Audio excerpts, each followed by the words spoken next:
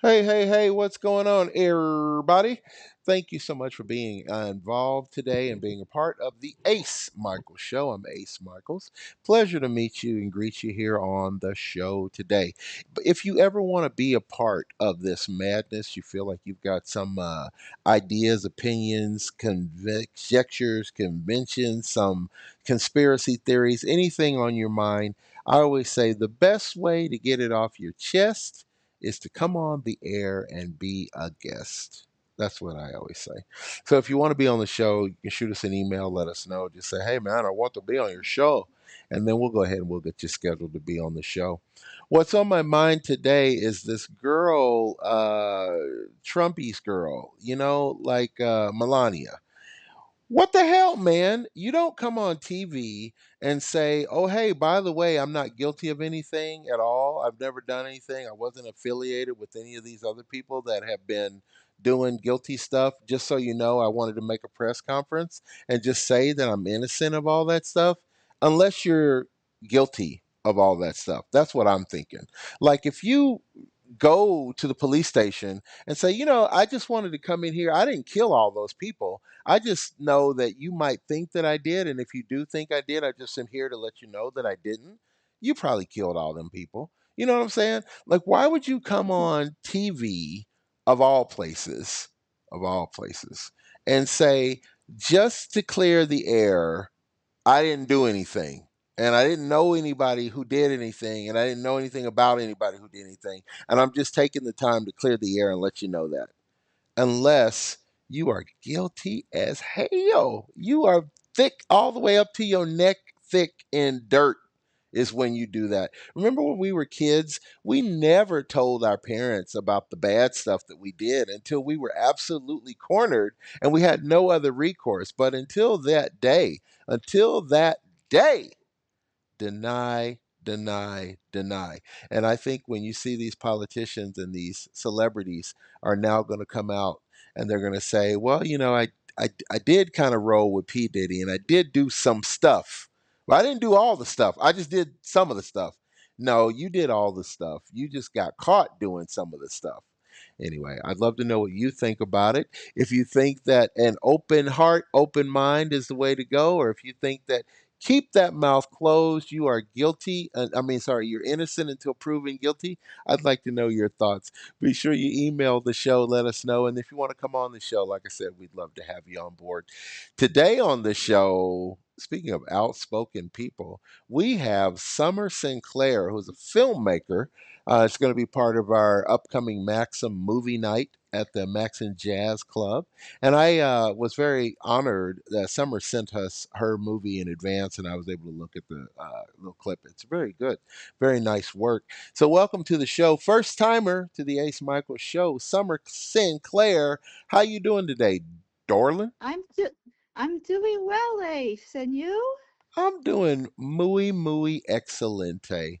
I know that every day I get to wake up is a doggone gift. And today I was given a gift again. I'm going to maximize today and do the best I can to make everything happen.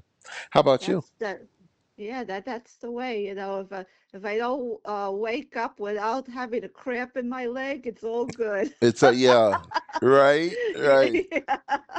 That cramp in Yeah. the leg day will put a damper in your routine a little bit. I Yes. totally get that. Totally understand that. So, Summer, you make movies, but you do a lot of other stuff. Give us a little rundown on all your special talents. Well, I've been an actress for like over 20 years. Mm-hmm. And then I got into stand-up comedy 7 years ago while I was in Los Angeles. Was by accident I got into that. Mm. And then and then I continued, in Las Vegas here, and I've done a lot of shows as far as comedy shows, and I produce shows. I'm actually going to have another comedy show. It's going to be my birthday show, Hmm. May 27th. So I'm going to be producing another comedy show. And then I'm also a filmmaker. So I decided, since there's not much acting going on in Las Vegas. Everything is Los Angeles based, Mm-hmm. and there's not enough opportunities here. I decided I'm just going to make my own movie, and I wish I'd done it sooner Hmm. because I was afraid. I thought, oh, it's you hear about, oh, it's going to cost millions of dollars and you need a big crew, and it just seemed overwhelming and impossible. But I had an idea in my mind of a story 2 years ago, and I attempted to make this film. It's called The Interview, Hmm. and I had an actor do one scene for me. It was the proposal scene, which everybody could come and see it at the event. I'm not gonna do a spoiler, but Okay. yeah, but it was the proposal scene, and I had a different actor do that scene. And this actor said to me, "Oh, I'm a terrific actor. I could handle it." But that scene is a romantic scene, Mm-hmm. and it's a proposal, and you have to hug the girl, kiss the girl, like any man would do when they're proposing marriage. And this guy, he felt so uncomfortable with this girl, and the girl was not an ugly girl, she was a very pretty girl. Hmm. And when the girl touched him or anything like that, he would shrill, and it just looked very awkward, and he just like said his lines dead. And I got so upset by it that I said, all right, this guy wasted my time. Hmm. I'm just going to shelve this picture. I'm not going to do it. I says, I tried it, and I says it's not going to work. So 2 years went by, and then I decided, I want to do the picture. So I got a guy to help me, a writer to help me write the picture, because I only did that one scene. That one Mm-hmm. scene was written, 2 years ago. But I got a writer to help me make the whole picture, and then I did a casting, and then I got the actor that's in the picture right now, and I was very happy with him. So and I didn't have any fancy equipment. I didn't have a crew. I did everything myself. I produced it, I directed, I did camera, Wow. I did props. I did it all, you know. Wow. And yeah, for not much money. I always say to people, you got a cell phone? And if they say yeah, I says, well, there's your camera. Go ahead and make a movie. Yeah. Yeah. And so that's what I did. The only thing that I had to really invest in was editing, because you get the right editor could piece it. I did all these a lot of takes, in every scene. And I gave it to the editor, and I says, all right, put the puzzle together, because Mm-hmm. that's his job. And I thought he did a beautiful job after it was finished. I says, this looks incredible now. It looks like something that you would see in the movies. Yeah. And Well, I did it all by a cell phone, except for two scenes. The last scene, and there was another scene that somebody else filmed it with a regular camera. But like 95% of it was with a cell phone. and so you are actually in that generation of filmmakers who makes movies, you or has made a movie on a cell phone, which is incredible. What would you compare that experience to? Because that was your first one. Would you now go and use traditional cameras, or would you make all of your films now on a cell phone? Well, I'm making another one now. It's still with the cell phone because I still don't have investors. I'm looking for investors. I'm looking for people that want to collaborate with me, Mm-hmm. who would want to work with me. Camera people, sound people, anybody that would come and want to work with me. But I can't pay big money to them. It's just for, I'm willing to take students, willing to take somebody who has a passion for it and wants to get experience, wants to get a real. Those are Hmm. the people that I'm looking for now, because I'm I'm a one person army now. Everything is on me. All the money comes from me, and Hmm. I'm not a rich lady. So that's my position right now. I'm making a second one. This one is about a serial killer, the second one, and it's going to be a longer movie, about 40 to 45 minutes. I already filmed 7 scenes already from it, and I got maybe 10 scenes to go, and then I'm done with this one too. So I work pretty fast when I do things. Now, that brings up the question, of course, of AI. I just recently read an article about the great music artist Bill Withers, who, his resume ain't no sunshine, lovely day, Yeah. and of course, lean on me, to name a few. But supposedly, when he was doing the song live, Ain't No Sunshine, he didn't have lyrics for his third verse, or maybe it was the second verse. So he just repeated, because he was planning to overdub it later. So he just repeated, I know, I know, I know, I know, I know, I know. And it actually made history. Now that was a human mistake that turned out to be one of those ones that worked, right? And there's been Yeah. tons of stories about, actors on the set mouthing a line incorrectly, or maybe just even improving a line, which ended up being a crucial part of the story that was added to the script. It was added to the movie, and those are the lines we know now. They go, oh, okay, well, who knew? If we never had said that, maybe we would have a different effect on, how we took the movie.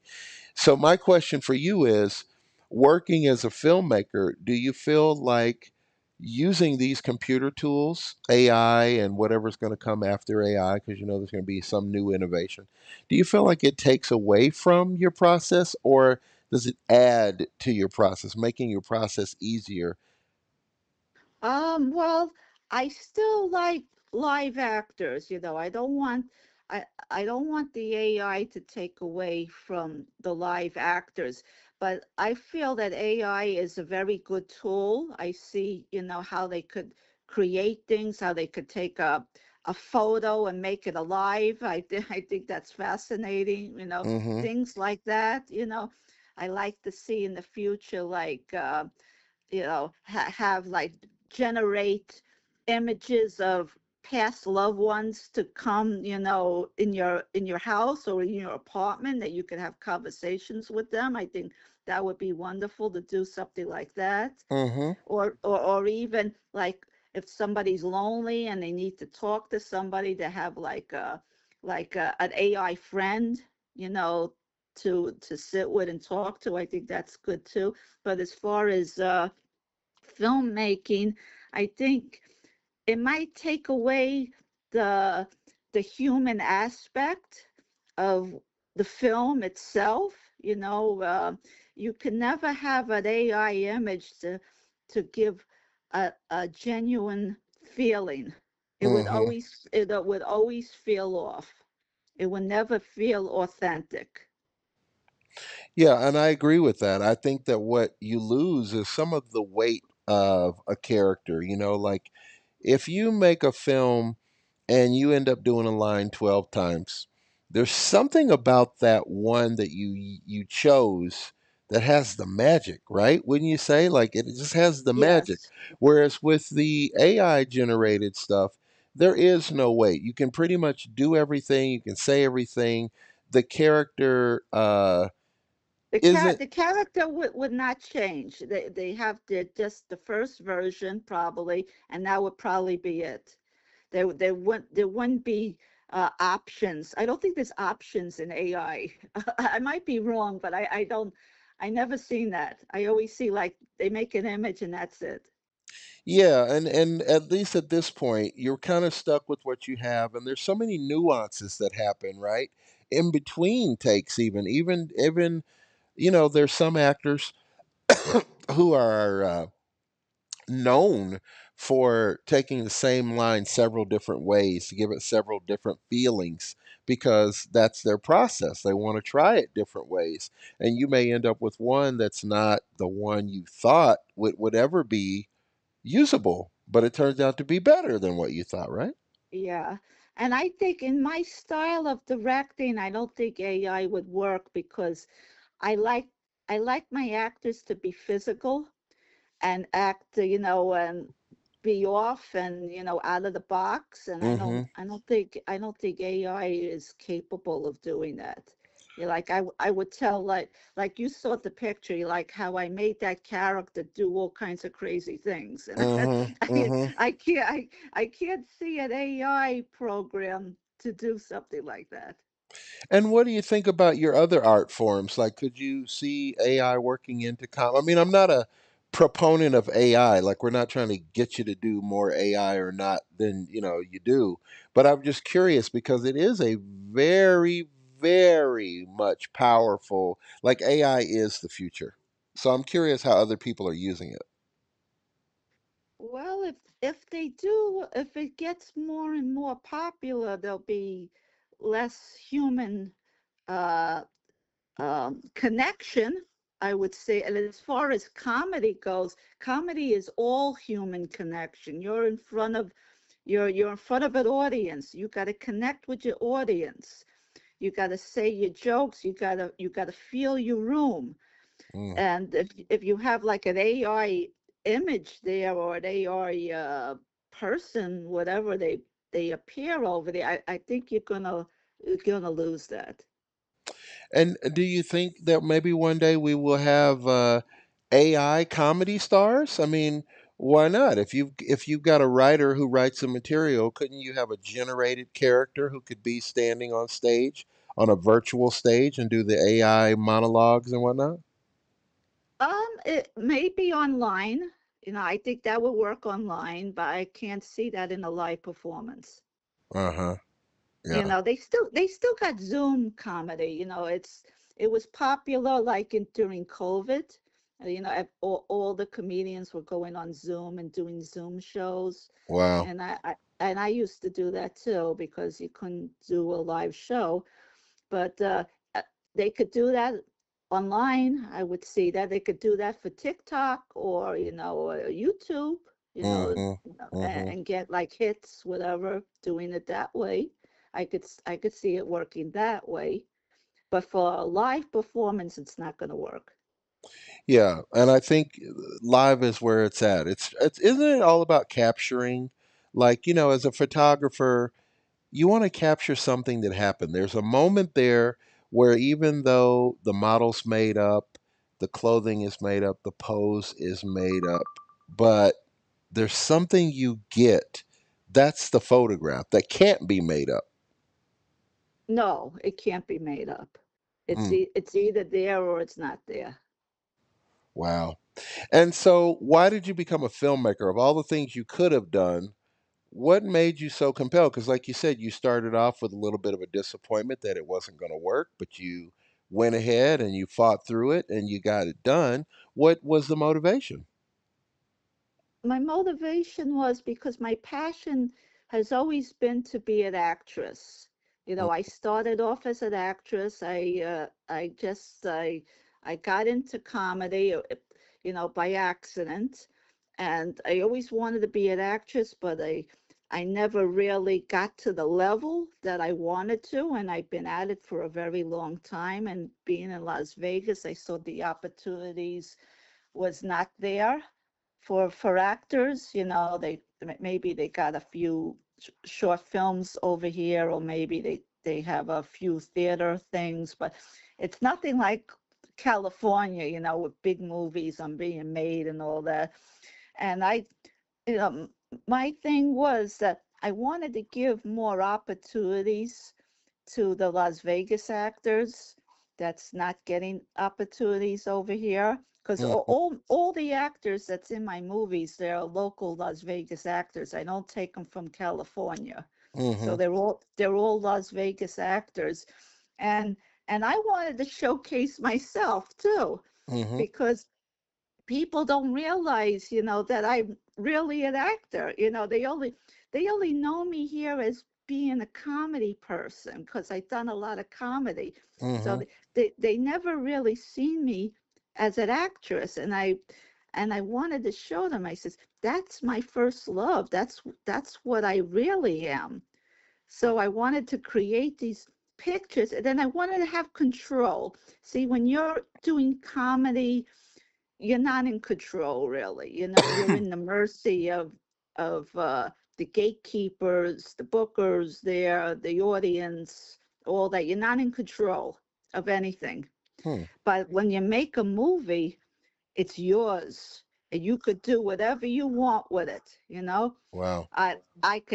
I take these actors, and to me, I call them my little dolls because I tell them what to do, how to talk, how to move. It's it's a powerful feeling, very powerful, to say, all right, this is my creation. This is uh this is something that they can never take away from me because it belongs to me. Yeah, and that's a good point that you make too. Now we've gotten into the age of there's so much, we'll call it co-fraternizing going on with art. You can literally just grab a song, put it in your video, put that up on the internet, you get views, and the views feel genuine that people like your art, but they really like your art because you've got a Led Zeppelin song behind it, maybe. And that's the reason that they watched it, right?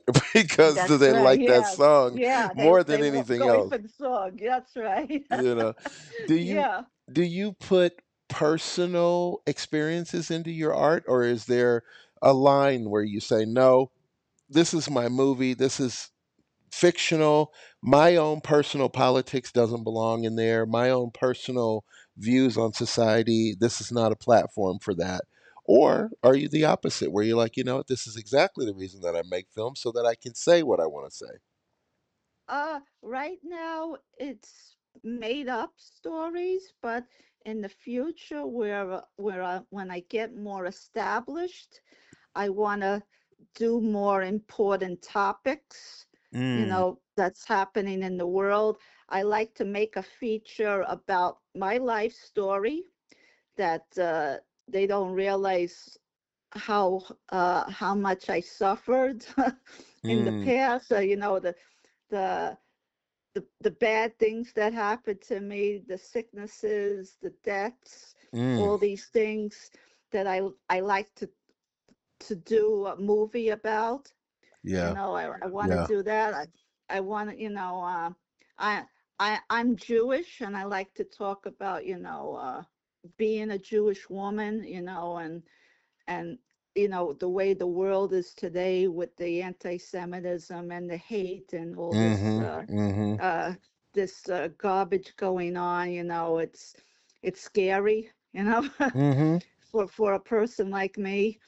And I don't think we should be silent, because silence is a bad thing.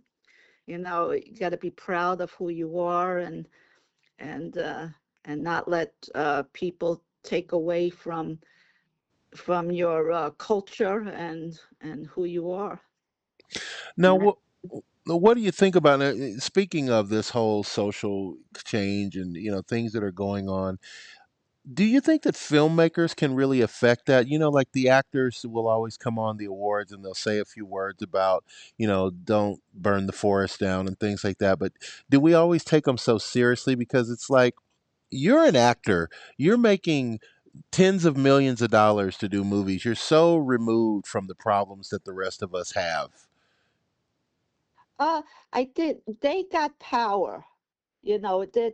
Actors have power. The big actors, they're just like politicians and or anything, and they have a platform. Let's just say they go to the award shows, and then they speak. Whatever politics or whatever thing that they want to address over there. Uh, it's not really wanted, but they could say it because I think people do take them for what they are. Mm-hmm. Mm-hmm. No, I agree with that too. I agree with that too. So as we move forward, you got a film coming out. Congratulations. Thank you. What are the legacies that you want to leave as an artist? That I don't give up. I'm a very hard worker. I'm aggressive. I I do what I believe in, and I want to make the best uh, projects that I can. And I just, I want to be respected and loved. That's all I want to be. And that's all you could ask for real. I got time for one more question. I'm going to make it be a casting question. It's political, but not in that way. It's pretty apparent that there will one day be a Trump Jeffrey Epstein movie. Some type of movie collaboration is going to happen, whether it's going to be a biopic. Those two will go down in history. Um, so, who would we cast, in your opinion? Who would we cast to play Donald Trump and Jeffrey Epstein in the biopic that is ultimately going to come out? Dead or alive actor. Who plays Donald Trump and who plays Jeffrey Epstein? Um, how's about uh, Josh Brolin Ooh. as Trump? Ooh. I Okay. think, yeah, he could give him blonde hair. I He think could he be could do Trump. that. Yes, yes, I Yeah. could see that. Um, Jeffrey Epstein. Let me think. Maybe Christian Bale. Oh, now wouldn't that be a film to see? Yeah, because Yeah. Christian Bale is fantastic. He could do anything, that guy. Christian Bale could pull it off, and so could Josh Brolin. Those are two great well, you know your stuff. Wow. Okay, so investors out there, let's get the budgeting together. Let's make this happen. And Melania would be Angelina Jolie. Angelina Jolie as Melania Trump. I'd pay to see. Aren't all three of those Oscar winners? Are they all Yes. Oscar winners? Wait. Is Josh Brolin an Oscar winner? I think he win for No Country for Old Men? I thought it was that Spanish actor, Oh, I did. Javier. Javier Bardem definitely won Yeah, one, but yeah, I yeah. don't know if Josh won one as well. Yeah. I don't think he won for it. I know Javier won for it. Wow. Well, you know how they do on the films. They can say Oscar nominee if he was nominated. That still looks good. Oh, yeah, yeah. Nothing wrong with that. But that would be a good cast, right? That would be. I would love I to would see watch that. it. I I would would watch it. love to see that.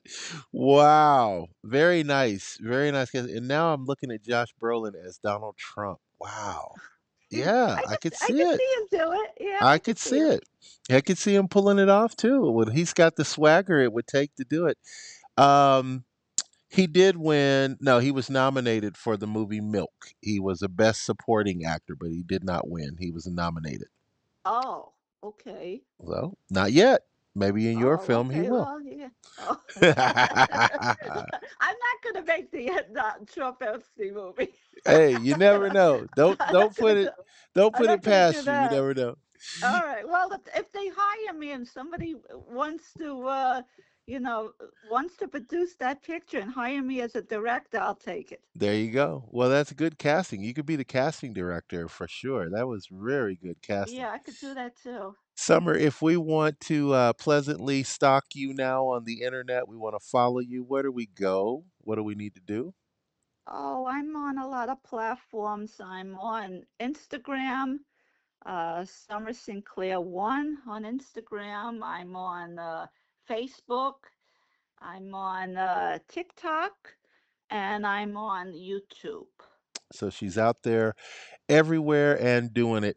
And guys, it's been the Ace Michael Show interview today with Summer Sinclair, actor, model, filmmaker, de jour, comedian, producer, comedian, promoter, you name it. She's killing the entertainment game. Summer, thank you so much for being my guest today on the show. Big pleasure was mine. And you know, at the end of the show, guys, what I